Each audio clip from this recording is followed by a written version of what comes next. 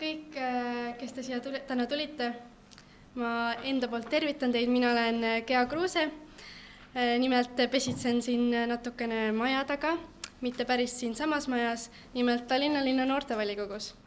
Ja täna just ongi see päev, kui 3. aastat järjest Tallinna linna noortevolikogu korraldab sellist väitlust, mis toob kokku poliitikud ja noored.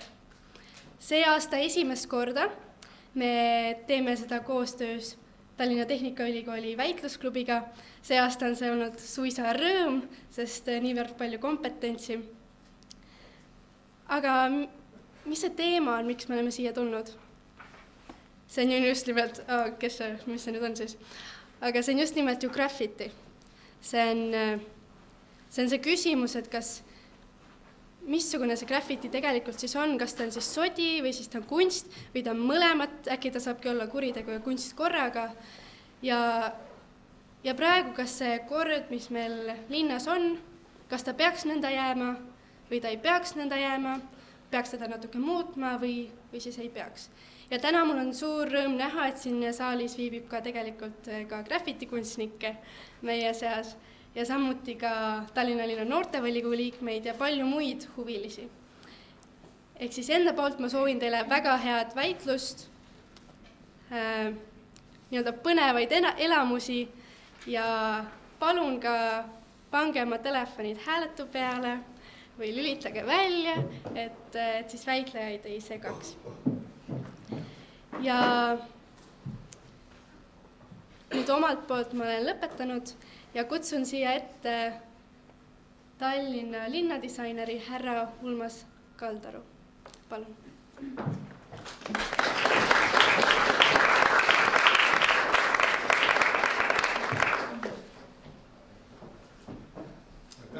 Tere teile kõigile. Minu jutt teile ei ole pikk. Kõigepealt ma tervitan teid selle olulise teema nii-öelda puudutamise eest. Tegemist on aja närviga ja ma loodan südamest, et hoolimata selle teema lombakusest mõnes mõttes ei satu selles teemas olevatesse lõksudesse ja ma loodan mõlematele osapooltele otsa vaadates, et te leiate ühiselt võimalikult hea ühise lahenduse. Selles mõttes, et isiklikule kogemusele baseerudes võin öelda, et seda teemat on võimalik lahendada veretult, mis tähendab seda, et võib-olla hoolimata sellest, et teemasse on konflikt või konfliktid sisse kirjutatud, ei ole mõtet seda konflikti vere peale ajada. Mul on hea meel selles mõttes, et nii palju inimesi, noori inimesi, natuke vanemaid inimesi on siin selleks, et võtta vastu väljakutse ja väljakutse lahendada. Elus on väga palju erinevaid väljakutseid, mis vajavad lahendamist.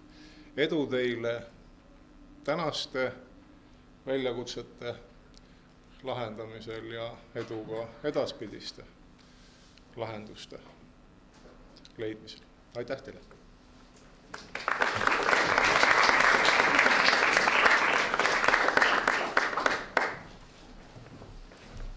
Nii, tere, mina olen Jane ja mina natuke räägin siis sellest, kuidas see tänane väitlus üleüldse välja hakkab nägema.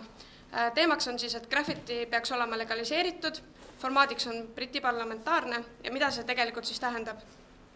Briti parlamentaarses formaadis on jaotatud pooled opositsioon ja valitsus. Valitsus siis praeguses kontekstis võtame jaotuse poolena, ehk siis nemad toetavad seda ideed, et graffiti peab olema legaliseeritud ja teiselt poolt siis opositsioon, kes eitab, et graffitit ei tohiks mitte mingil juhul seadustada.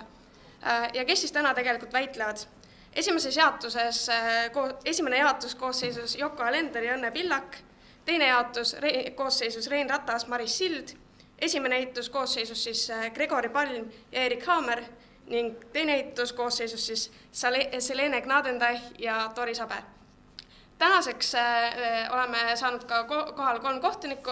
Kohtunikud on siis Rainis Karro, Karl Läll, kes on ühtlasi ka peakohtunik ja tutvustab ka kõnelejad, ehk siis juhatab nad sisse ja seejärel siis mina. Teiseks siis kõnede pikkus. Kõnede pikkus on 5 minutit, esimene ja viimane minut on kaitstud. Mida see siis tegelikult tähendab, ongi see, et esimene minut lõpeb, Karl teeb plaksu, seejärel siis võib vastaspool hakata küsimusi esitama. Ja kui 3. minut saab läbi, neljas minut saab läbi, siis Karl teeb veel ühe plaksu ja siis algab viimane kaitstud minut. Kui 5 minutit saab läbi, toob 2 plaksu, kui 5:15 saab läbi, mis on selline viisakas aeg, et väitleja saaks enda mõtted ära lõpetada, siis toob 3 plaksu. Ja kindlasti seal vahepeal julgustame julgelt siis küsimusi esitama. Kolmandaks siis vahemärkused. Nagu ma juba ütlesin, kui aeg ei ole kaitstud, siis küsimusi esitada. Väitlejad ei pea, kui te näete, et vastaspool tõuseb püsti, väitleja ei ole kohustatud kõiki küsimusi vastu võtma. On tavapärane võtta 1 küsimus, maksimum siis 2, aga kui väitleja ei soovi võtta, siis ta võib lihtsalt öelda, et ei, ta ei võta praegu või siis lihtsalt näitab, et ei, et ta räägib enda mõtet edasi. Lisaks mainiksin ära ka seda, et kui publikul tekib endal mingeid küsimusi, siis ei ole tavapärane ja ka siin ei ole sobilik, et publik vahepeal tõuseb püsti ja tahab küsimusi esitada. Kui teil tekib küsimusi, pange need enda jaoks kirja ja pärast väitluse lõppu saate siis julgelt küsimusi esitada. Ja minu poolt siis kõik.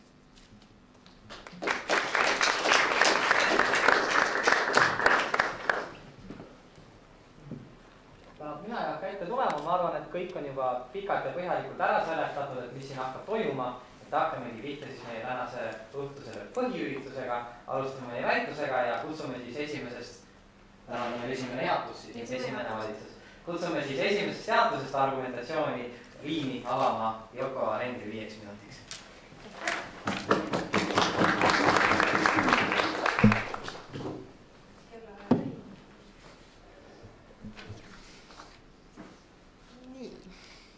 Kas see võtab ilusti, jah? Tere ja aitäh teile kõigepealt kutse eest sellel väga ägedal üritusel osaleda. Ma arvan, et ma nii hästi ettevalmistatud väitlusel ei ole varem kunagi osalenud. Mina leian, et graffiti on võimalus eneseväljenduseks ja suuremaks osaluseks ühiskonnas. Kui me mõtleme tagasi, kust sai graffiti alguse, võib-olla see on üldse üks esimesi ühiskonna eneseväljenduse vorme. Mõtleme koopamaalingutele, millest ilmselt kujunes välja ka kirjakultuur. See on kommunikatsioon, see on enesemääratlus, see on suhtlus.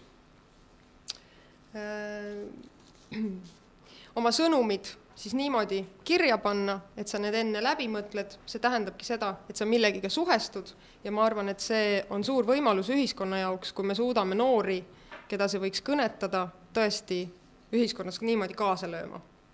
Täna on paljudes paikades graffiti keelatud. Paljud noored andekad kunstnikud pannakse vangi. Te olete võib-olla näinud Põhja-Tallinnas sellist hashtag ja pika 6-kohalise numbriga umbes 1 200 000 on siis, mida see tähendab? See tähendab tegelikult seda, kui palju on meil täna karistusregistris üksikisikuid, kelle hingel on siis mõni väärtegu või lausa kuritegu.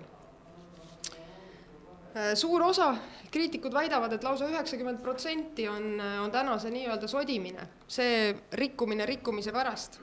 Teod, mida on õhutanud võib-olla viha, võib-olla soov eristuda. Ma arvan, et tänavakunstil aga on hoopis teissugune loov edasiviiv eesmärk. Kindlasti just nimelt seesama osaluse tunne, see võimalus anda hääl sellele, kellel seda võib-olla muidu ei ole. Tooksin sellest ka sellise paralleeli, kui me lubame graffitit, siis võib-olla väheneb see nii-öelda vastasseisust tulenev pool, seesama sodimise pool ja võib-olla tekib uut loovat energiat. Sest kui sodimine on lubatud, siis võib-olla ta ei ole enam nii põnev keelatud vili. Selliseid, jah. Kas te lubaksite seda siis igal pool ka näiteks minu Nõmme kodu seina peal? Ma arvan, et me jõuame selleni, et tuleb siiski määratleda teatud piirkonnad, kus on lubatud. Ja ma tahan tuua mõned näited, kus sellist ühiskondliku osaluse koos tegemise positiivseid juhtumeid on sündinud. Näiteks Brasiilias Rios, faveelades, mis on siis teatavasti kõige nii-öelda vaesemad, kriminogeensemad piirkonnad, kus näiteks projekt Women Are Heroes, tänavakunstnik koos siis kohaliku kogukonnaga maalis sellisele mäe küljel kerkivale linnaosale nende kohalike naiste näopildid, kellest tegelikult kuidagi ühiskond muidu midagi ei kuule ja nad said sellega hoopis teise uue positsiooni. Ma arvan samuti, et graffiti kui tänavakunst rikastab linnaruumi. Seesama favela projekt näitab samuti seda, kuidas need on sõnumid, see on identiteet, mis sellega sellesse linnaruumi tekib. Kui meil muidu info koguneb nii-öelda sellesse digimaailma, me vaatame bussiaegu, vaatame äpist, tänava nimede asemel me orienteerume Google Mapsi abil, siis ma arvan, et graffiti abil me saame nii-öelda sellist kohaliku identiteedi tunnetust tegelikult tugevdada ja see toob kaasa ka ühest küljest selle, et kohalikud väärtustavad oma kogukonda, oma linnaruumi ja teisest küljest tulevad turistid seda kaugelt vaatama, et me kõik teame New Yorgi Queensi või seda sama Riot ja ma arvan, et paljud meist teavad juba ka kunstnike nimesid, me teame Banksit näiteks. Ja viimase näitena, turism on seotud nii emotsioonide kui majandusega, aga puht majanduslikult selline näide, et kui aastal 2008 üks Inglise abielupaar lubas oma teisaldatava soojaku seinale Banksil joonistada ühe teose, selle eest said nad ainult 2 festivalipiletit, siis mõned aastad hiljem nad müüsid selle sama soojaku 500 000 naela eest. Et mitte väike ei ole see väärtus, mida tegelikult genereeritakse. Aga isiklikult ma kõige olulisemaks pean just seda, et graffiti on võimalus anda hääl nendele inimestele, nendele noortele, kes näevad selles oma väljendusvõimalust, kes tunnevad tahet sekkuda. See rikastab meie linnaruumi ja ma arvan, et see heaolu tunne, see nii-öelda kogukondlik kuuluvus, mida see võib tekitada, see on väga suur väärtus. Aitäh!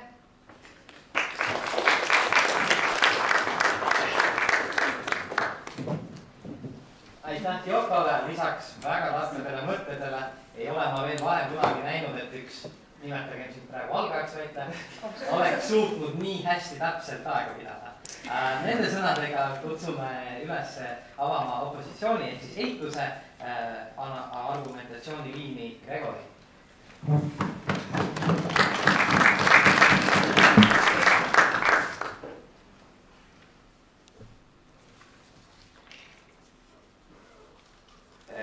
Nii, tervist siis opositsiooni poolt. Mul oli tegelikult väga hea meel kuulda, et siin on olemas ka graffiti inimesi, sest et mul on plaanis tsiteerida kedagi, kes kunagi käis Paalalinna gümnaasiumis. Ja ma loodan südamest, et ta on praegu siin, et kuulda, et teada, kas ma tsiteerisin ta õigesti või mitte. Aga nii, alguses ma natukene räägin siis sellest, et reageerin natukene Joko kõnele ja siis räägin, mida nagu meie opositsioonist leiame, miks graffiti on tegelikult üsna saatanast. Alustame sellest, et mida me tegelikult nagu saime tänu Eeriku küsimusele nagu enam aru, et mida nagu me plaanime praegu teha, mille üle me tegelikult väitleme, on sisuliselt, ütleme graffiti seinad. Ükskõik, kuidas seda reaalselt rakendatakse, praegusel hetkel me räägime sellest, et mitte keegi ei lähe Eeriku maja taha graffitit tegema, vaid meil on mingid kindlad kohad, ilmselt Kalamajas, kus siis sa võid oma graffiteid vabalt joonistada. Ja tegelikult seda on nagu iseenesest tehtud, taaskord nagu siin ka mainitud, aga lisaks edulugudel on sellega väga palju selliseid vähem edulugusi. Üks on näiteks Austraalias, kus ta samuti tehti ja kus see nagu mitte üldse ei töötanud. Ja tegelikult miks ta nagu konkreetselt ei tööta, on sellepärast, et graffiti kultuurina on väga tugevalt selline ühiskonnavastane kultuur, see ei ole otseselt selline, või no see, miks need inimesed midagi teevad, on sellepärast, et neil on nagu midagi öelda, neil on mingisugune ühiskonnavastasus ja praegu ei sobi, ning üks osa sellest kultuurist on tugevalt selline ohtude trotsimine.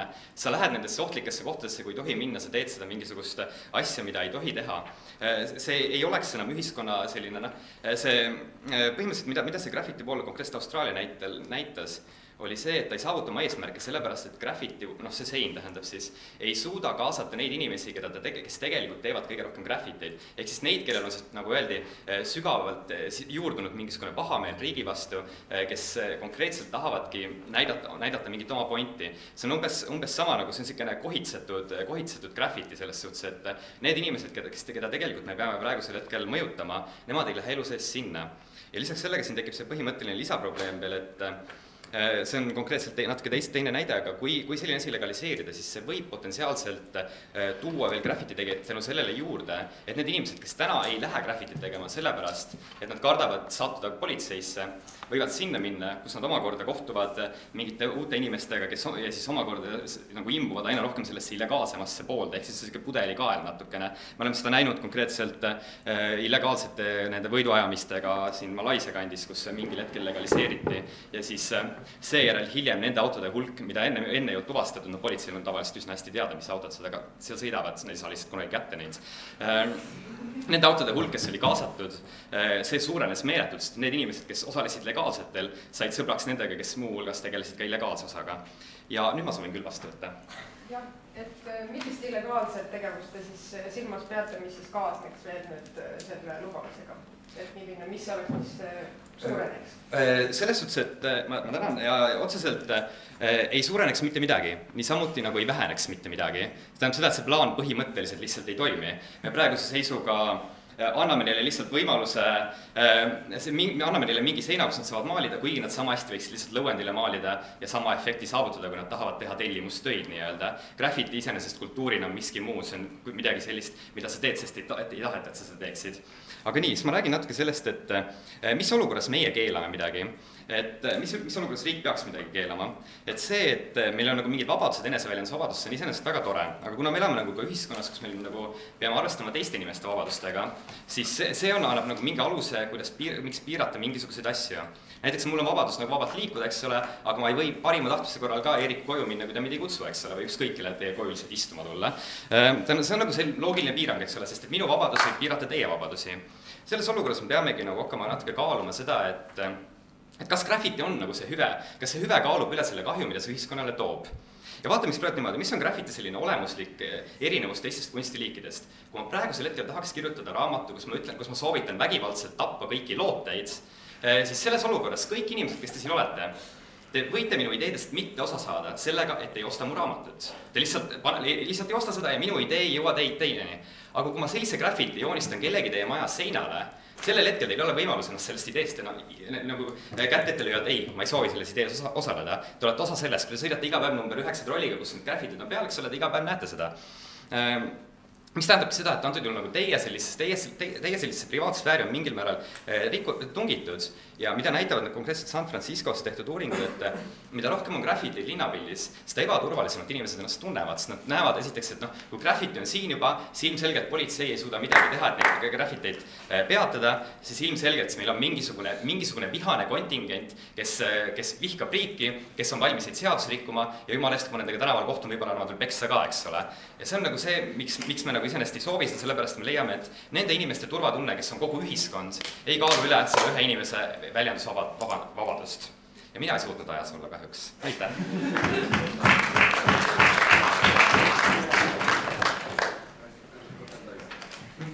Väga hea tähelepanek Gregori poolt ja kuna me ei ole siin selline ajaarvamise võistlus ainult, siis ka väga mõistlikud mõtted. Lähme edasi ja esimese vaba poole juurde, kus meil siis esimese jaotuse teise kõne teeb Õnne Riha.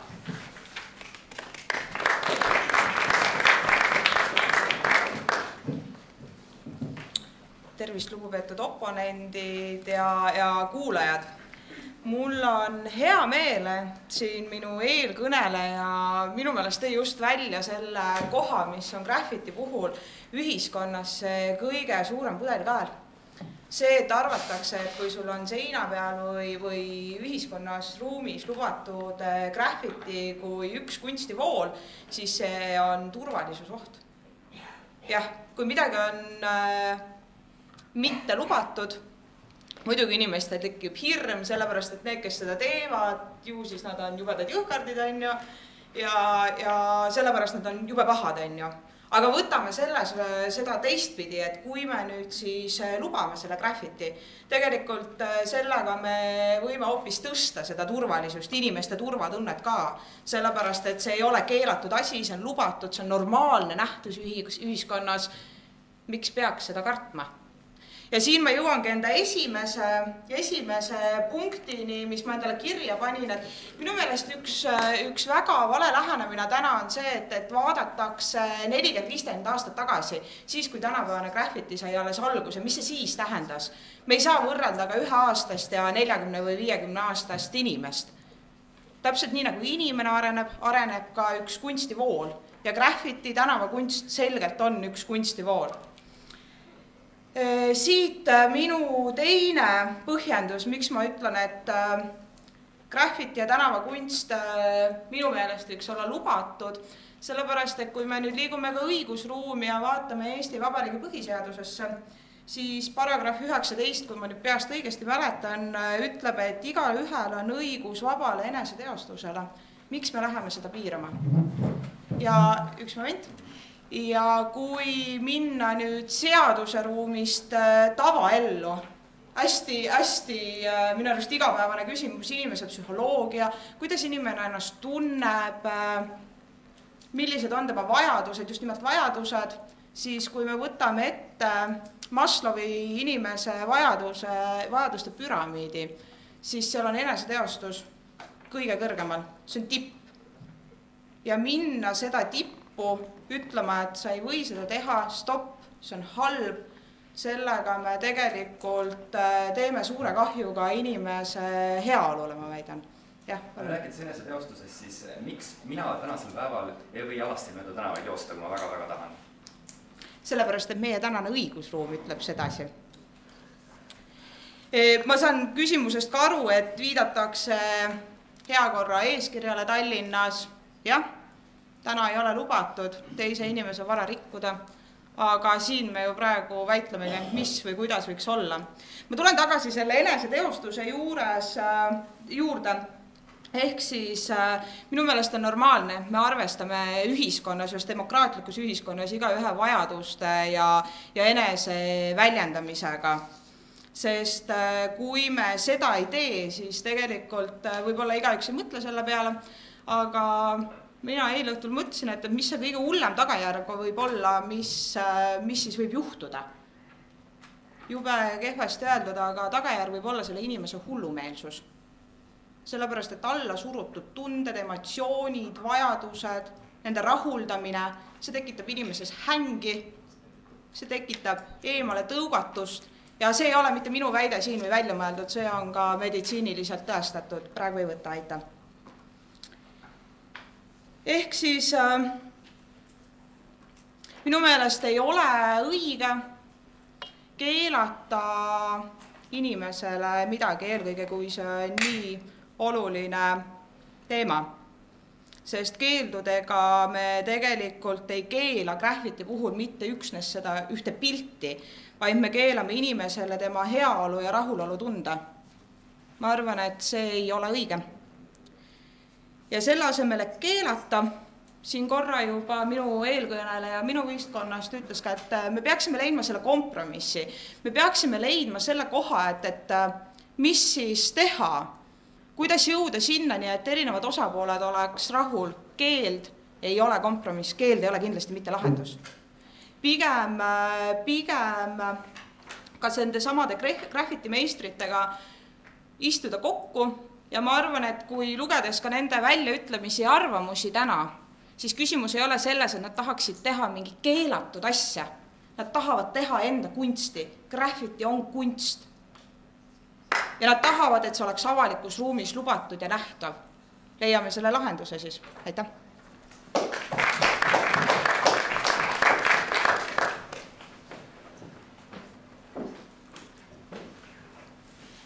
Aitäh Õnnele ja et lõpetada selle väitluse esimene pool, kutsume siis Erik Haamri.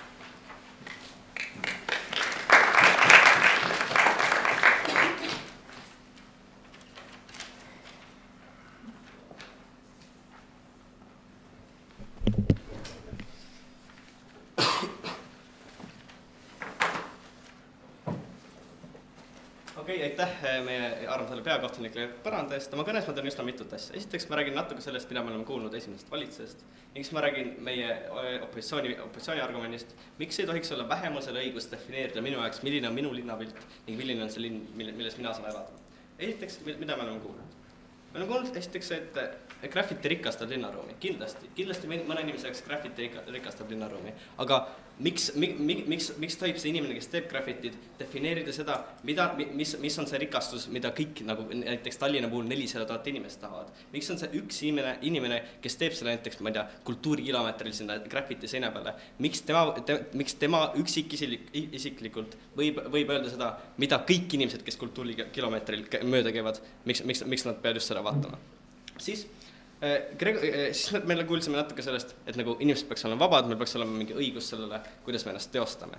Gregori küsis selle kohta, miks ma ei tohi alast teosta. See põhjus on selles, et see rikub nagu teiste inimeste seda päevas, rikub teiste inimeste linnapilti, kuidas nemad oma elu näevad, on ju. Me ütleme, et me lubame üldult demokraatlikes riikes, me tahame muidugi kõigile eneseteostust lubada, aga seal kuskil jookseb mingi piir. See piir jookseb sellest, kui minu tegevus rikub kellegi teise päeva. Minu tegevus rikub seda, et keegi teine näeb seda linna nüüd teistmoodi, kui see rikub kellegi teise nagu õigusi normaalses kohas elada.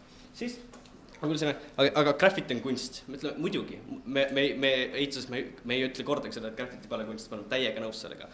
Me ütleme, et see kunsti, nagu me ütleme näiteks ülejäänud, kõik teised nagu maalimised, kõik on kunst. See on kunst, aga sa võid teha seda ka mujal. Graffiti jääb kunstis ka siis, kui sa teed seda kuskil ateljees, ei natuke sõja pärast. Millest me räägime? Me räägime sellest, miks vähemus ei tohi defineerida minu linna. Me ütleme, et seal on nagu need inimesed, kes teevad graffitit, kogu ühiskonnast on väga väike osa, nagu, ütleme, ma ei tea Eestis, ma ei tea ühtegi numbrit tuua, aga neid ei ole nagu ühiskonna lõikes, need on hästi vähe. Need inimesed, kes näevad neid graffitit igapäevaselt, kas või mina, kui ma sõidan näiteks rongiga Balti jaama, kui ma tahaks kooli minna hommikuti, siis iga kord ma näen neid. Mina ei ole valinud, kas ma tahan näha neid. See on sama see Gregorisse raamatu näide, et kui mina tahan mingit kunsti teha, siis ma üldjuhul teen seda, siis ma annan inimestele võimaluse, palun, see on see, mis ma olen maailmale andnud, äkki te tahate seda näha. See, mis graffiti teeb, on see, palun, see on neoonvärvides, te peate seda nägema, te ei saa sellest mööda vaadata, ma ei anna teile võimalust.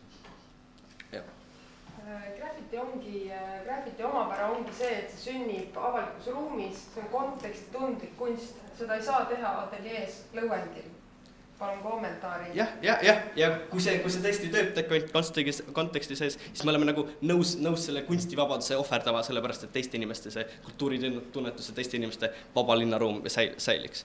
Miks see on nii halb? See on nii halb, et kus me näeme, kus teised nagu väiksed grupi ühiskonnast defineerivad seda, milline on meie linnaruum. Toon näiteks reklaami. Reklaamil on 3 väga nagu suurt erinevust, miks on reklaam ja graffiti erinevad. Esiteks, see on tehtud alati nagu eraomandile, see on mingi ostetud mingi reklaamipind ja kõik see. Teine asi on see, et meil on alati mingi kontroll, meil on kontroll enne, kas see reklaam on normaalne, ja siis, kui see pärast on juba tehtud, meil on väga nagu lihtne vaadata, kes selle reklaami tegi, kui see on midagi väga halba ja neid karistada. Kolmas asi on see, kuidas ühiskond neid näeb. Kui ma näen reklaami, siis ma vaatan, lahe, uue maitsega Snickers, äkki ma lähen pärast Prismast ostan seda, on ju. Kui ma näen graffitit, siis ma näen, et need on need inimesed, kes käivad öösiti väljas. Need on inimesed, kes käivad öösiti mingi spreipudelitega väljas, kellel on gaasimaskid peas, kes jooksevad politseist, kes on mingid noored jõugud, on ju. See on see tavaline ühendus, mis mul tekib, kui ma näen seda pilti. Isegi kui see alati ei ole tõsi, see on see ühendus, mis mulle tekib. Mis minust tekitab see tunne, on see, et ma ei tunne ennast turvaliselt enda linnas. Isegi kui need inimesed ei ole halvad mulle, siis minu minulgi inimesel ikka tekib see tunne, et see on mingi valitsus ei saa jälle oma tööga hakkama. Aga ja isegi kui see on graffiti seinadel, isegi kui see on ainult seinadel, kus on lubatud, siis mina näen, et riik annab mingitel inimestel, kes minu silmis on alati kriminaalid, kes on alati kurjategijad, kes mulle on halvad, isegi kui nad ei ole, nagu me teame, et alati ei ole. Riik annab mingi nagu legaalse treeningväljaku, et näe, tehke, harjutage siin, kui teil siin väga hästi läheb, siis saate pärast minna näiteks minu maja seina peale, saate pärast minna kohtadesse, kust keegi teid enam ei keela. Ja nad ütlesid, et graffiti ongi see ainult see konteksti kunst, sellepärast, et graffiti seinad ei töötagi, sest graffiti inimesi alati huvitab see kontekst, nad alati tahavad teha seda Lasnamäe kortermaade peale, sest Lasnamäe kortermaad on meerust nii koledad, on ju. Sellepärast nad tahavadki panna neid sinna konteksti ja kui nad annate neile võimalus, et näe, tehke ainult sinna seina peale, siis nende enda kunst ei luba teha neile ainult selle seina peale, sest nad tahavad panna sinna konteksti. Sest Banksy kunagi ei teinud nendesse kohtadesse, kus tal lubati, et näe, vaadake, siin on mingi sein, tee sinna. Ta tegi sinna, kus see nagu üllatab inimesed, ta tegi sinna, kus inimesed vaatavad, vau, see sobib nii hästi see konteksti, see on nagu, ma suhestun sellega, mitte sellepärast, näe, see on ateljees. Kõik neil põhjustel, palun hääletage opositsiooni poolt.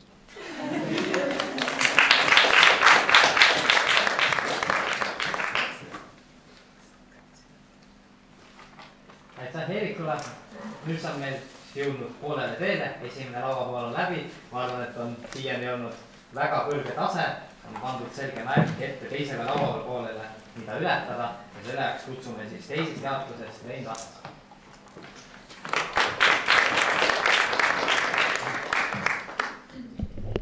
Aitäh juhataja, auväärt noorte volikogu, teie hiilgus tribunal. Austatud oponendid.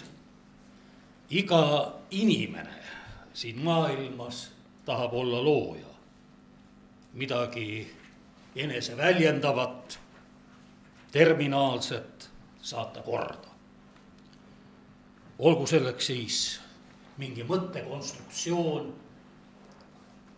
porgandipirukas, kosmoseaparaat ja lisan siia täna ka graffiti. Iga inimese loomingu jõudu, tema tahet, oskust ja arengu eeldust tuleb ühiskonna poolt ära kasutada ülimal määral, vähemalt parimal võimalikul viisil. Õnne nimetas siin meie põhiseaduse paragrahvi 19, mis enese väljenduseks annab õiguse.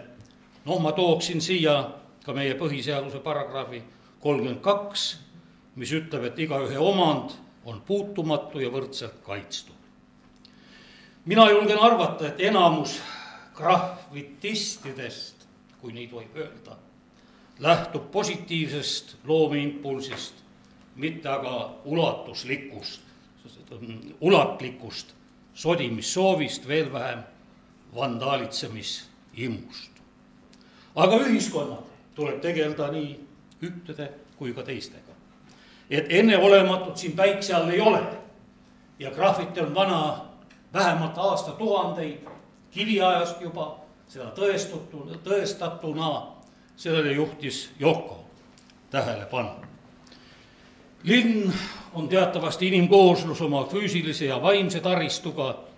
Siin põimuvad tihedad sotsiaalsed, majanduslikud, kultuurilised ja keskkondlikud seosed. Kujuneb vaid sellele elupaigale iseloomulik põhifunktsionaalne võrgustik. Kas on selles kohta ka graffitil? Või asuda nullpositsioonile, ei mingit legaalset ega illegaalset graffitit. See on seisukoht, mille kiitis heaks umbes 10 aastat tagasi Finlandia talus toimunud rahvusvaheline konverents. Mina arvan, et graffitil on oma koht ka nüüdisajal. Graffit on olnud, on ja jääb. Võime talle anda küll uusi nimesid, definitsioone ja klassifitseeringuid, kuid olemuslikult jääb asi endiseks. Gregor leidis küll, et graffit on saatanlik ja ühiskonna vastane fenomen. no ma julgen siis küsida, kas selleks on siis ka teised linnakujunduslikud elemendid. Näiteks skulptuurid, lillepeenrad, eks ole, ja nii edasi. Nüüd arvan seda, et graffiti peab olema igati legaalne tegevus, millest asjaosalised ise ja ühiskond saab rahulolu ja kasu. Graffitit kasutatakse tiheasustusala olulise kujunduselemendina. Rääkides kujunduselementidest, kas me võiksime sellisel lubada sellist kujunduselementi nagu svastika, natsimärk, midagi analoogset? Igal asjal on oma igal heal asjal on oma regulatsioon. Nii, ja vastav regulatsioon paneb asja paigale, lubatud. Ja nüüd mõningad võib-olla siis võimalikud sammud. Graffitit tehakse vaid selle aluspinna omaniku nõusolekul ja tiheasustusala kohaliku omavalitsusega kooskõlastatud. Isikute poolt, kes siis esitab või esitavad tehtava kavandi ja kasutatavate materjalide nimistu. Tuleks kaaluda võimalus siiski lasta teha graffitit mitte ainult neile, kelle looming vastab kunstilise kujunduse kriteeriumidele, vaid ka naivistidele ja heatahtlikele sodijatele. Graffit tervikuna minu arust ei ole jäägitud kunst, vaid sinna mahuvad ka naivistid ja ütleme sodijad. Selleks leitagu kohad, kus võib olla ilmutatud naivism kui ka paigad, kus võib sodida näiteks lammutatavad substraadid. Ja kohalikul omavalitsusel tuleks kehtestada asjakohane kord ja vajalik muu dokumentatsioon. Tänan!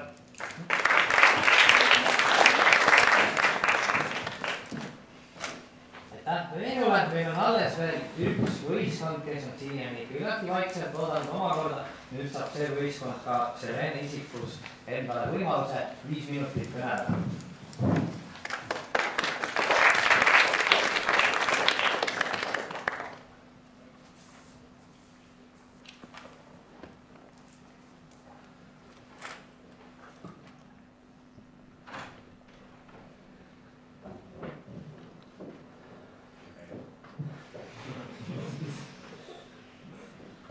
Austatud kuulajad ja siinviibijad, mul on lisanduva publiku näol väga hea meel alustada siis teisest opositsioonilaua poolest meie kaasusega.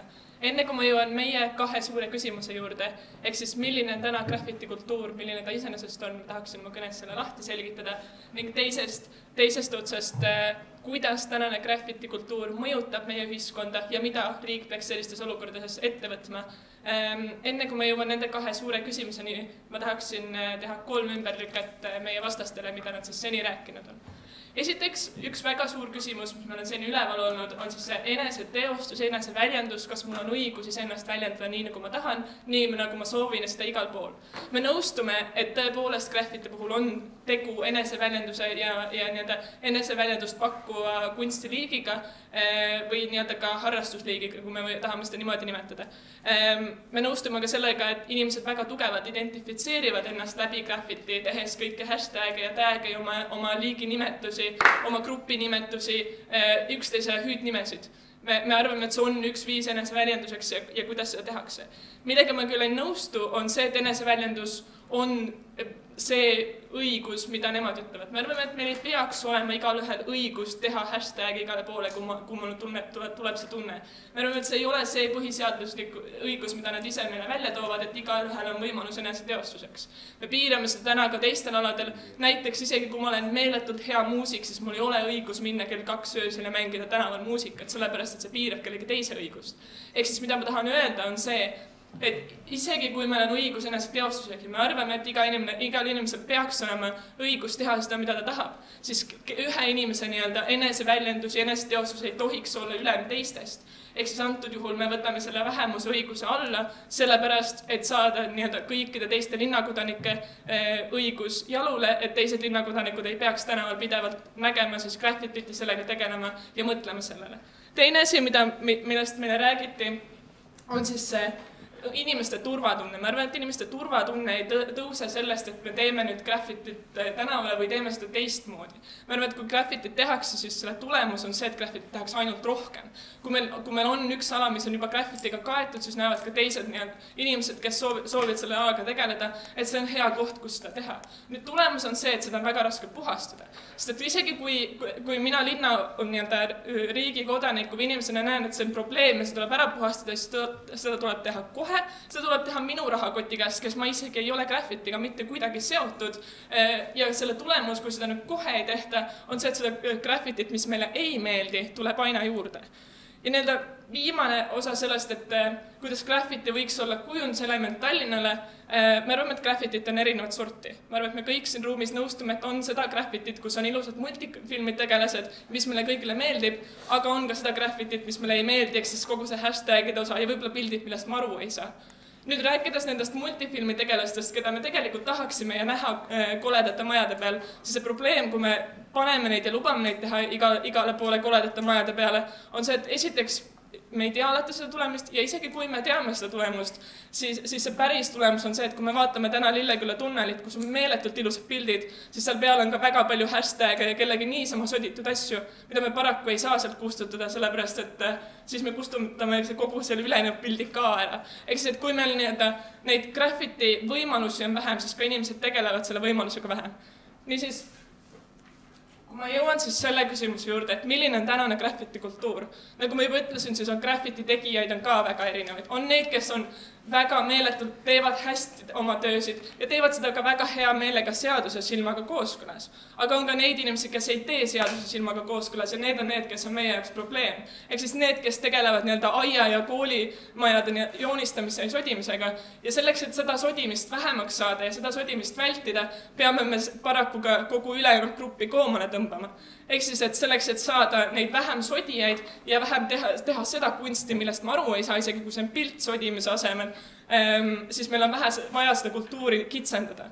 Ja nüüd jõudes kuidas see mõjutab kogu ülejäänud ühiskonda, siis kui mina inimesena ei saa aru, mida mu ühiskonnas tehakse, mida mulle tehakse ja seostan seda, sa kahjuks ei saa enam küsida, seostan seda kultuuri, mida mulle pannakse, mida mulle peale surutakse minu kodutänaval. Kui mina seostan seda kultuuri kuritegevusega, siis mul on tunne, et minu linnavalitsus ei seisa minu eest, vaid seisab nende teiste inimeste eest, kes teevad seda kultuuri. Ja ma arvan, et minu linnavalitsus võiks seista selle eest, et mul on oma kodutänaval olla turvaline, et ma ei näe oma ümber kuritegevust ja ma ei näe oma ümber hallatamatut olukorda. Nendel põhjustel hääletage opositsiooni poolt.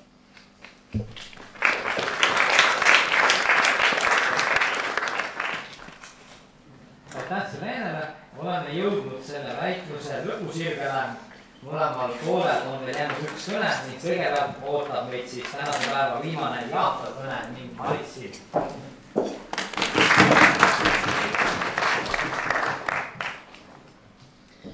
Lugupeetud oponendid, mina olen jätkuvalt veendunud, et tänapäeval niivõrd populaarne eneseväljendusvorm nagu graffiti tuleb legaliseerida. Graffiti on kunstivorm, mis vaatamisväärsusena meelitab kohale hulgaliselt turiste ja omast kogemusest võin öelda, et olen seda nautinud ka isegi mööda maailma ringi rännates. Graffiti on kunst, mis propageerib noortele ja ühiskonnale olulisi väärtusi. Kõigile on tuttavad pänksiteosed ja sõnumid, mis on tihti ühiskonnakriitilised ja väljendavad arvamusi, mida muidu öelda ei julgeta. Graffiti ei ole midagi uut, vaid see kunstivorm on pärit juba pikkadest ajalooaegadest.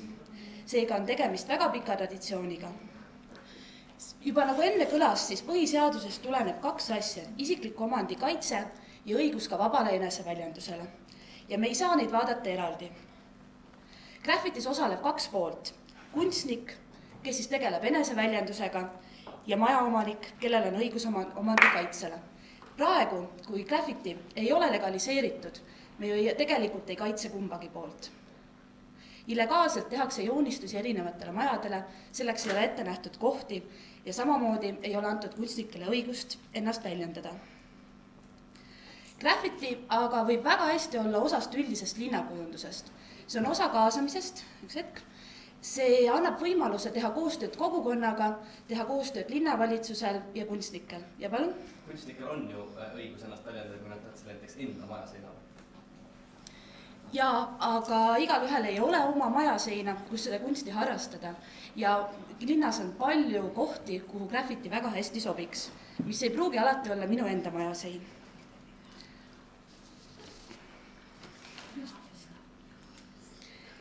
Graffiti on kunst, mis ei ole tõesti mõeldud ainult kitsale inimeste ringile, vaid kaasab kogu kogukonda. Ja absurdne on väide, et millegi legaliseerimine suurendaks kuritegevust. Vastupidi, pigem toovad legaalsed harrastajad hoopis teisi õigele teele ja kuritegevus väheneb. Graffiti on osa linnaruumist, selle eest ei pea ennast kaitsma. Inimese turvatunne ei sõltu ainult sellest, kas linnas ringi jalutades on näha graffitit või mitte. See sõltub näiteks kuritegevuse hulgast ja muudest teguritest. Selleks, et inimene tunneks end tõeliselt turvaliselt, peab olema tal õigus ennast teostada ja ennast väljendada. Keelamine on kasulik ainult ühele osapoolele, ehk siis võib-olla sellele inimesele, kellele juhuslikult graffiti kui üks kunstivorm ei meeldi. Ka mina tean kunstivorme, mis mulle ei meeldi, aga see ei tähenda, et ma arvaks, et need tuleks olla täielikult ära keelatud. Lahendus peab olema, aga mõlema poole jaoks kasulik. Ja kui siin enne kõlas väide, et enamus peab valitsema vähemuse üle, siis mina ütlen ausalt, et kui me alati lähtuksime sellest, et enamus on alati enamus, siis võib-olla ei saaks praegusel hetkel ka näiteks naised valida, kui vähemus mitte kunagi oma arvamust avaldada ei saa. Graffiti legaliseerimine muudabki suhtumist, et graffiti kunstnikud on ainult kriminaalid ja ei kuulu normaalsete inimeste hulka. Ja palun mingi küsimus ette. Ja, rääkides sellest kunstist, mis teile ei meeldis olukorras, kus ma panen näiteks teie magamistoa seinale pildi mingi abstraktse jõleduse. Kas te oleksite õnnelik või te ei oleks õnnelik? Aga see on minu isiklik ruum. Linnaruum on meie ühine koosolemise ruum, kus ma arvan, et tulebki teha natukene kompromisse. Et see, mis minu magamistoas on ilmselt, ma arvan, et graffitit ei lähe ka edaspidi kunstnikud just ka teie magamistuppa harrastama, nii et mina siin probleemi ei näe. Nii et olen jätkuvalt seisukohal, et graffiti tuleb legaliseerida, see on kasulik mõlemale poolele, vähendab kuritegevust ja on kindlasti hea mõte, nii et toetage meid. Aitäh!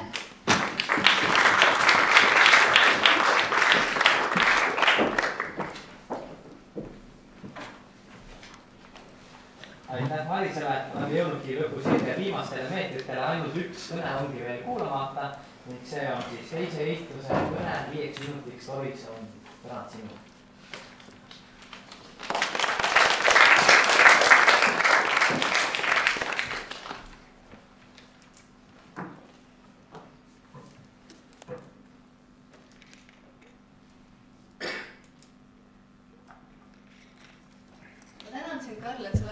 Auväärse ülesande võtta see väitlus täielikult kokku ja sa oled mulle andnud selleks põranda. Aitäh. Nii, räägin nüüd alustuseks sellest, mida me oleme kogu selle väitluse jooksul valitsuse poole pealt kuulnud, või jaotuse poole pealt. Mida jaotus on pidevalt terve väitluse vältel rääkinud, on see, et eneseväljendus on väga oluline. Ja see on ülioluline, et meil on võimalus eneseteostuseks ja me saame ennast väljendada ja kunsti teha, kui me seda tahame. Me arvame ka, et see on oluline, et inimesed saavad ennast teostada, ennast väljendada ja kunsti teha. Küll aga arvame, et inimesed ei peaks saama tänavapildis, linnaruumis, suvalistesse kohtadesse suvalisi asju joonistada. Ehk siis, ma räägin nüüd 3 suurest punktist. Üks neist on graffiti kui selline, teiseks ma räägin sellest, millal me piirame inimesi ja keelame asju ja kolmandaks ma räägin inimeste turvalisusest. Esiteks siis see graffiti kui selline. Ma arvan, et graffiti kui kunstivorm iseenesest ei ole halb asi, mis eksisteerib. Mida me arvame on see, mis on graffiti puhul halb, on see, et ta on linnaruumis avalikes kohtades, kus mina võin kõndida ja vahel see graffiti pruugib olla solvav või ebamoraalne või kuidagi mulle moraalselt kahjulik, isegi kui ta ei hüppa seina pealt välja ja ei löö mind, siis ikkagi, kui ma seda näen ja ta on kuidagi solvav, ma tunnen, et see on mulle solvav või ükskõik kellele, siis see häirib mind. Samamoodi nagu Gregori näide, et ta ei tohi alasti tänava peal ringi joosta, ei aitäh, kuna see häirib tegelikult inimesi, see põhjus, miks me ei luba inimestel Alasti tänaval ringi joosta, ongi see, et inimesed ei tunne ennast mugavalt nende inimeste ümber, tunnevad ennast häiritult ja samamoodi mina ei taha ka näha, kuidas Gregor tuleb mulle Alasti tänava peal vastu, samamoodi ma ei taha näha seina peal, kui ma lähen kooli, mingisugust imelikku pilti, mis tundub kuidagi kas ropp või solvab või häirib või ebamoraalne. Nii, nüüd graffiti eesmärk kui selline, on see esiteks kommunikatsioon, teiseks tihtipeale enamasti dekoratsioon. Nüüd see kommunikatsiooni asi läheb nüüd sinna auku, kui valitsus või jaotus ütleb meile, et kui meil oleks näiteks määratletud kohad, kuhu võib graffitit teha, siis oleks kõik okei. Noh, kui need määratletud kohad on olemas, siis nagu Selene ka rääkis, et kui meil on kohad, kus meil on ilusad pildid, on tehtud väga ilusad kunstiteosed tõepoolest, mida me naudime, mida meile meeldib vaadata, siis sinna peale ikkagi soditakse ja sinna peale hakkab tekkima see kommunikatsioon, mis tegelikult ei näe hea välja. Nii teine asi on see dekoratsioon. Me näeme, kuidas see dekoratsioon on väga hea, kui see on näiteks tellitud linna poolt, kui me teame, mis see on, kui me saame seda kontrollida ja siis see ei ole enam graffiti kui selline, vaid see on lihtsalt kunst seina peal, ükskõik mis vormi see ta siis parajasti on. Nii. Nüüd rääkisime ka puhastamisest, näiteks kui see osutub tõesti selliseks ebamoraalseks või ropuks asjaks, mis seal seina peal on, mis ei tohiks seal olla, siis linn peab ikkagi selle ära puhastama, on see legaalne või mitte, sest kui see häirib inimesi ja kui see on solvav, siis see ei tohi seal olla ja see läheb väga kalliks ning kui meil on legaalne teha graffitit, siis me näeme, kuidas need olukordi, kus me peame seda puhastama hakkama, on tunduvalt rohkem. Nii. Teine punkt on siis see, millal me piirame inimeste eneseteostust. Nagu ma juba enne jõudsin sinna mainida, et kui Gregori jookseb Alasti tänaval ringi, siis see häirib mind. See ongi see hetk, kus me piirame, isegi kui Gregori tunneb sellest, et ta saab eneseteostust ja tal on hea olla, kui ta jookseb tänaval ringi, siis mind see häirib, mina ei taha seda ja see on see põhjus, miks riik ei luba tal seda teha. Kuna vahel me keelame asju ära, et teistel inimestel oleks mugav. Jah, palun. Millistele andmetele te toetudes te väidate, et juhul kui me legaliseerime graffiti, siis selle hulk suureneb? Selle hulk ei pruugi isegi nagu suureneda, kui nii. Mida me praegu näeme on see, et kohad, kus tehakse graffitit, siis kohad, kus on juba ees ilusad pildid, need, mida me aktsepteerime, mis meil on okei, et need on seal. Nende peale tihtipeale tekivad need sodimised ja joonistused ja isegi kui see graffiti hulk ei suurene, siis me näeme, kuidas kui me lubame selle täielikult, siis neid inimesi, kes hakkavad rohkem mõtlema, et aga ma võin ju seda ka joonistada või seda, aga ma tahan ka ennast väljendada ja ma tegelikult väga hästi ei oska, aga ma tahaks ka seina peale joonistada, siis nad võivad ka hakata seda tegema, mis tähendab, et neid teoseid, mida me ei taha tegelikult linnaruumi ja tänavapilti, neid hakkab rohkem olema.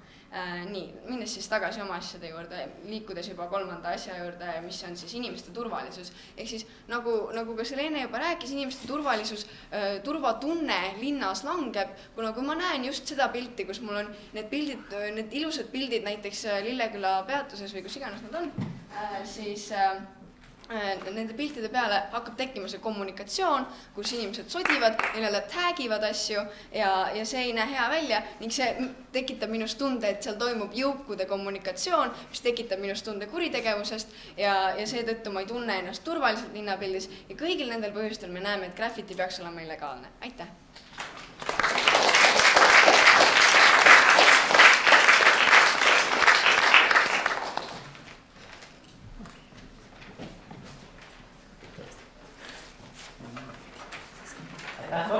Mis meil nüüd edasi juhtub, on see, et kohtunike paneel läheb, ma ei julge veel täpselt numbrit öelda, aga mitte rohkem kui 20 minutiks ära selle jaoks, et teha otsus.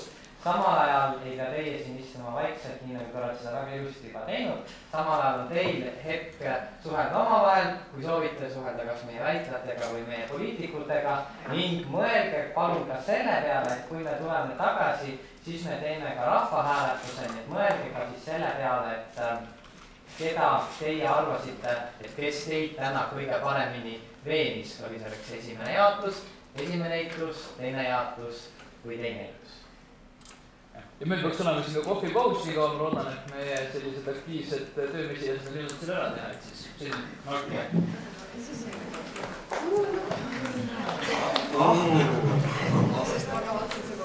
teeme niimoodi, et mina ütlen võistkonna ja siis kui see oli teie lemmikvõistkond, siis tõstke selle poolt käsi.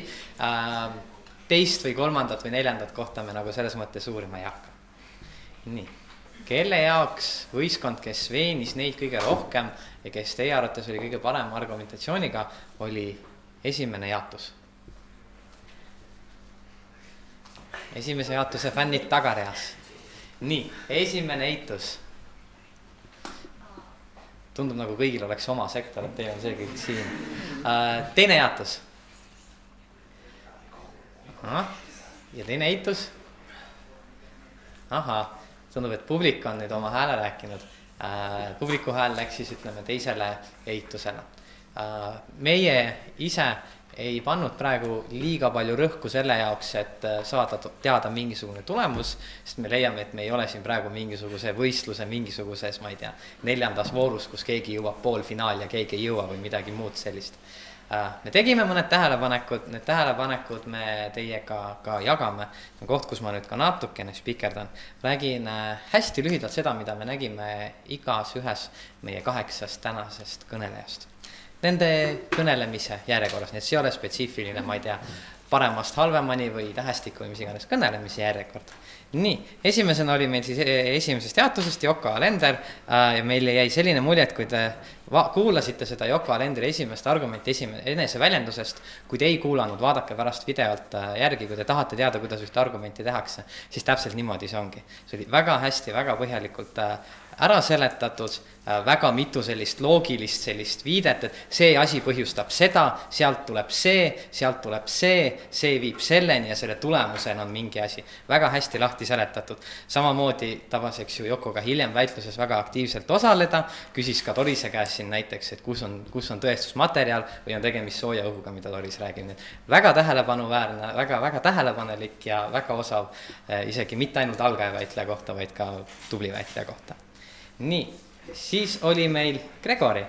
Gregori oli osaliselt hea, osaliselt mitte nii hea. See hea osa on see, et Gregori väga selgelt tõi välja selle, mis on see, milles see eitus usub ja mis on selline põhimõtteline eituse selline argumentatsiooni joon, mis on need asjad, millises maailmas nemad tahaksid elada.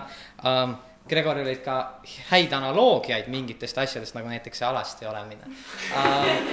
Millest me natukene puudust tundsime, oli see, et Gregori pani võib-olla natuke liiga palju rõhku nagu selle eituse asjade seletamisega ja võib-olla natuke liiga vähe puudutas Yoko materjali ja samamoodi, kuigi analoogiad olid head, oleks võinud rohkem seletada, kuidas see analoogia on nagu just selles väitluses asjakohane.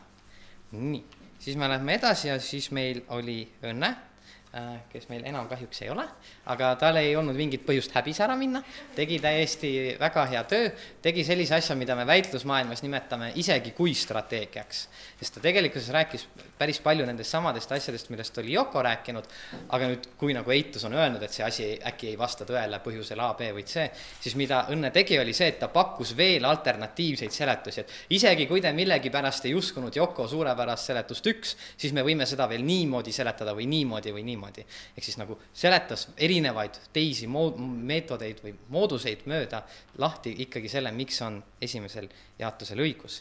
Nii, siis tuleb meil Eerik. Eerik on meil väga tubli. Eerik räägib meile, eks ju, väga hea õiguste analüüsi, kuidas need erinevad õigused omavahel suhestuvad, kust tulevad need piirid, kust tulevad need jooned, millal mida võib ja millal mida ei või. Ja rääkis meile ka, eks ju, ilusta ja pikemalt isegi ja põhjalikumalt, kui Gregori seda tegi, ka sellest tajutud turvalisusest, mis tingimata ei ole seotud nagu selle, nimetagem seda siis absoluutseks turvalisuseks nagu politsei statistikaks, kuidas see tajutud turvalisus võib olla sellist erinev. Nii, siis jõuame me teise laua pooleni. Teises laua pooles meil see esimene kõneleja oli Rein. Ja Rein tegi 2 asja hästi.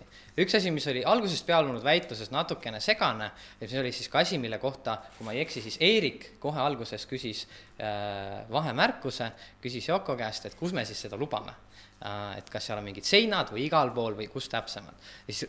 Rein rääkis meile natukene põhjalikumalt sellest plaanist ja see on alati selles mõttes, et kui meil on nagu mingi selge plaan, mille üle me väitleme, siis on nagu palju sisukam see väitles, sest siis ei juhtu seda august ja augu ümbrusest rääkimist. Teine asi, mida Rein tegi väga hästi, kus me nagu, ütleme, väitlustehniliselt ütleksime, et täitis väga hästi formaati ja täitis oma rolli, oli see, et esimene jaotus võib-olla natukene elas sellises idealistlikus maailmas, kus me kõik oleme Banksid ja kõik oleme suurepärased kunstnikud, siis Rein tegelikkuses võttis ka esimesena üldse jaatavatest inimestest endale nagu selgesõnaliselt selle tõestuskoorma, et ta tahtis teile ära rääkida ka selle, et miks isegi see asi, mille me lepime kokku, et on sodi, et miks isegi see sodi on vajalik. Ehk siis seletas ära nagu, mitte ei rääkinud ära, et ideaalis võiks asi olla, vaid rääkis ka sellest, miks isegi praktilises maailmas koos nende miinustega, mis tuleb kaasa, kuidas isegi neid miinuseid on vaja ja kuidas seda tuleb ka legaliseerida. Võttis endale suurema tõestuskoorma, näitas, kuidas see kõik on vajalik. Siis tuleb meil Selene.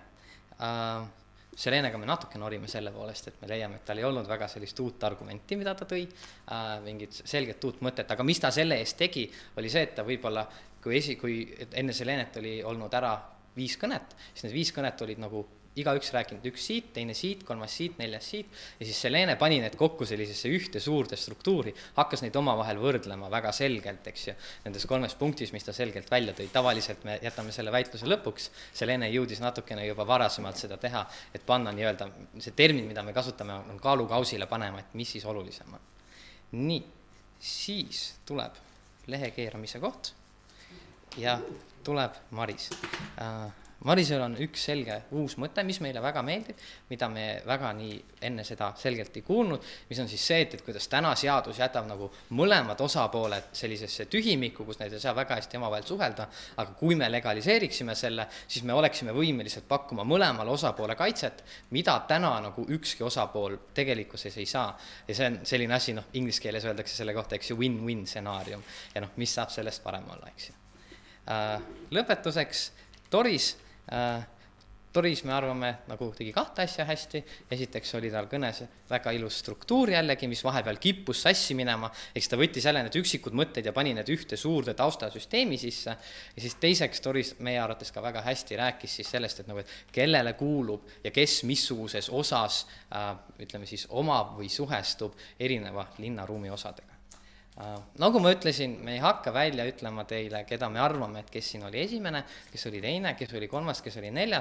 Küll aga ütleme me siis välja oma sellise mitteametliku, aga samas ühehäälse, me nimetada nüüd parimaks kõnelejaks, aga nimetagem teda kohtuniku lemmikuks siis. See kohtuniku lemmik, kellele ma arvan, võiks väikese aplausi ka teha täna, on Yoko Alender.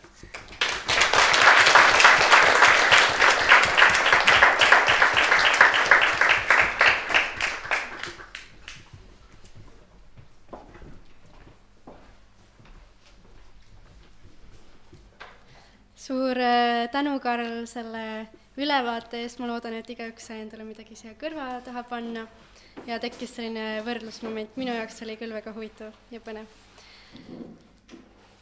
Tänane väitlus hakkab meil nüüd läbi saama ja nüüd ma loodan, et kõik said natukene kringlit ja kohvi ja nüüd on see koht, kus tänada neid, tänu kellele see väitlus üldse toimus täna.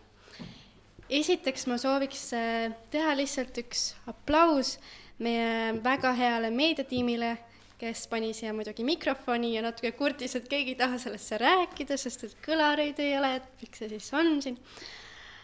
Aga nad on väga tublid ja tänu neile valmib ka tänasest väitlusest salvestus ja siis lühisalvestus, nii et teeme neile suure aplausi.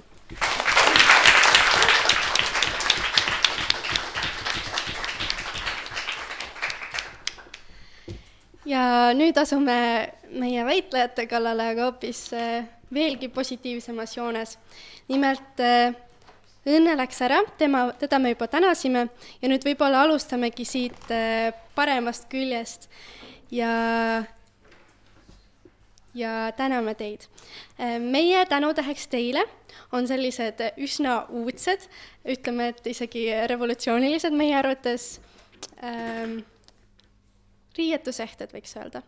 Nimelt need on šikilipsud, mis on valminud firmas, mida tegelikult mille üks juht on ise graffitikunstnik. Ehk siis meie arvates see on väga selline sümboolne meene teile. Ja see on selline asi, mida saavad kanda nii mehed kui naised ja iga lips on täiesti unikaalne, teist sellist siin maailmas ei leidu. Nii et suur tänu, Yoko!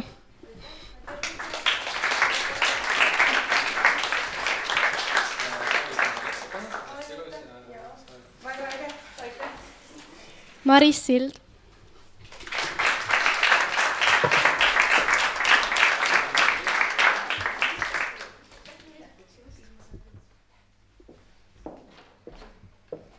Suur tänu, härra Rein Ratas.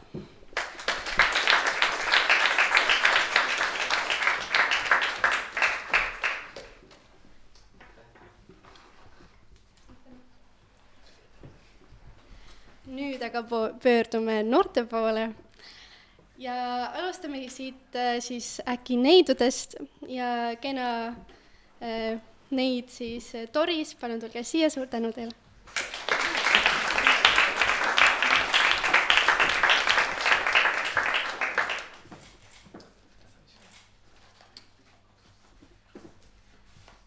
Ja mitte üldsegi vähem kena Selene, suur tänu sulle.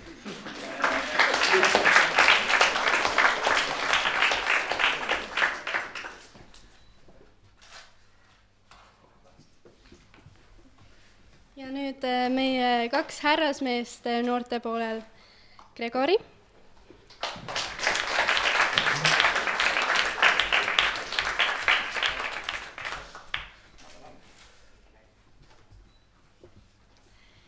Ja Eerik.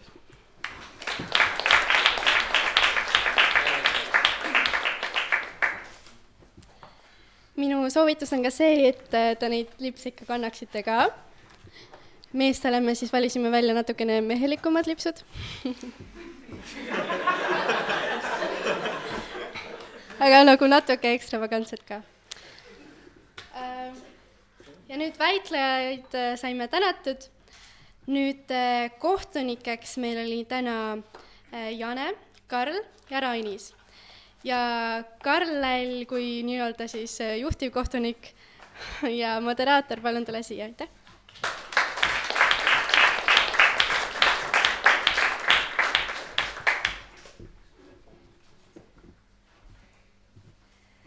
Nõndaks. Nüüd ongi aeg käes korraldusmeeskonna tänamiseks. Korraldusmeeskonda juhtisin mina ja meie tiimis oli siis kokku koos minuga 4 liiget.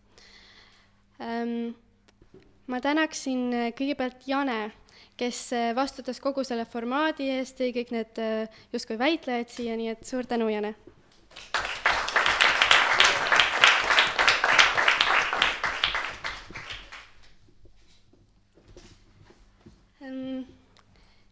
Teiseks ma soovin tänada Aunet. Aune, palun tule siia.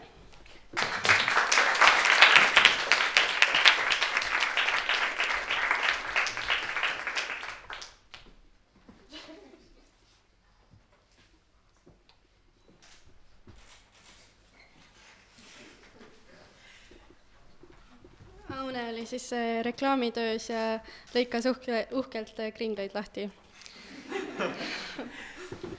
Väga oluline. Jah, siis põhimõtteliselt ongi jäänud 2 liiget, need siin seisavad teie ees. Ja, meie saame ka siis lipsud. Mina olin siis peakorraldaja ja minu paremal käel Artur siis vastutas kõikide väitlejate eest ja oli põhimõtteliselt üks kõige suurem assistent üldse, nii et ma siis palun meil aplausi.